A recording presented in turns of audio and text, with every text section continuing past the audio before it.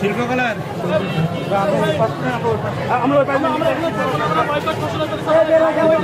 Involvement, তাউনকে কোনো প্রকার মূল্যায়ন, তাউনের কোনো প্রকারের মানে সম্মান প্রদান বা তাউনকে ইনভলভ করার কোনো চেষ্টা আমরা জেলা পরিষদ থেকে দেখি নাই। জেলা প্রশাসক তাদেরকে নিয়ে করতে চাই প্রোগ্রাম ভূতে পরিচালনা করতেছে কিনা আমরা জানি না।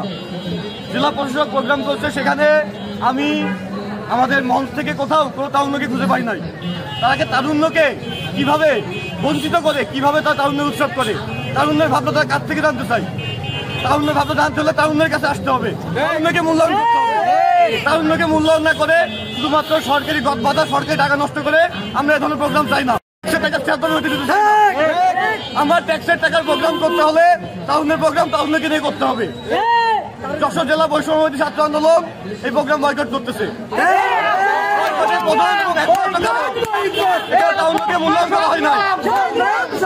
তারুণ্যকে মূল্যায়ন করতে পারলে, তারুণ্যকে নিয়ে যদি তারুণ্যের প্রোগ্রাম চিন্তা করতে পারে, বৈষম্যবিরোধী ছাত্র আন্দোলন যশোর জেলা অবশ্যই সকল প্রোগ্রামে থাকবে। আর এভাবে সরকারি টাকা শ্রাদ্ধ করে জাস্ট নাম দেখানো প্রোগ্রাম দরকার নাই। প্রোগ্রাম করলে, তারুণ্যকে সম্মানিত করলে তারুণ্য অবশ্যই থাকবে। ধন্যবাদ।